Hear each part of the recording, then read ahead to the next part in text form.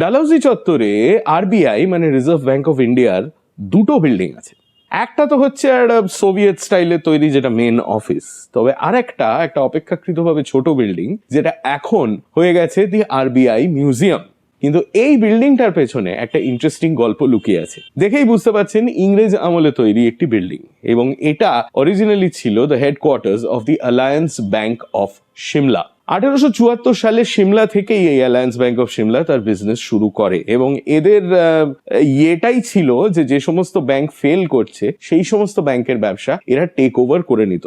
তখনকার দিনে আজকের মতো ব্যাংকিং সেক্টরে এত রেগুলেশনস ছিল না, তার ফলে মাঝে মধ্যেই ব্যাংক ফেল করতো। আর অ্যালায়েন্স ব্যাংক অফ সিমলা ধীরে ধীরে অন্য ব্যাংকের বিজনেসেস যখন টেক ওভার করা শুরু করলো, তাদের ব্রাঞ্চগুলো ওরা টেক ওভার করা শুরু করে। কলকাতার এই ব্রাঞ্চটা খোলে on the 15th of October 1889, এবং এর কনস্ট্রাকশনের দায়িত্ব পেয়েছিলেন মার্টিন অ্যান্ড কোম্পানি, মানে স্যার টমাস অ্যাকুইনাস মার্টিন আর স্যার রাজেন মুখার্জির কোম্পানি। ডালহৌসি চত্বরে অর্ধেক বিল্ডিংই ওদেরই তৈরি। 1922 সালে অ্যালায়েন্স ব্যাংক অফ সিমলা তাদের হেডকোয়ার্টার্স কলকাতায় শিফট করে টু দিস বিল্ডিং। তবে ওই ব্যবসা বাড়াতে বাড়াতে ওরা একটা গোলমাল করে ফেলে। ওদের একটা অ্যাসোসিয়েশন তৈরি হয় with the Bolton brothers of London, এবং সেই বোল্টন ব্রাদার্সই আলটিমেটলি কি বলা যায়, নানান রকম কারচুপি, জালিয়াতি, তহবিল তছরুপ ইত্যাদি ইত্যাদি করার ফলে তাদের নিজেদের ব্যবসাটা তো শেষ হয়েই যায়, অ্যালায়েন্স ব্যাংক অফ সিমলাও উঠে যায়। অ্যালায়েন্স ব্যাংক অফ সিমলার বিজনেস টেক ওভার করে নেয় the imperial bank of India,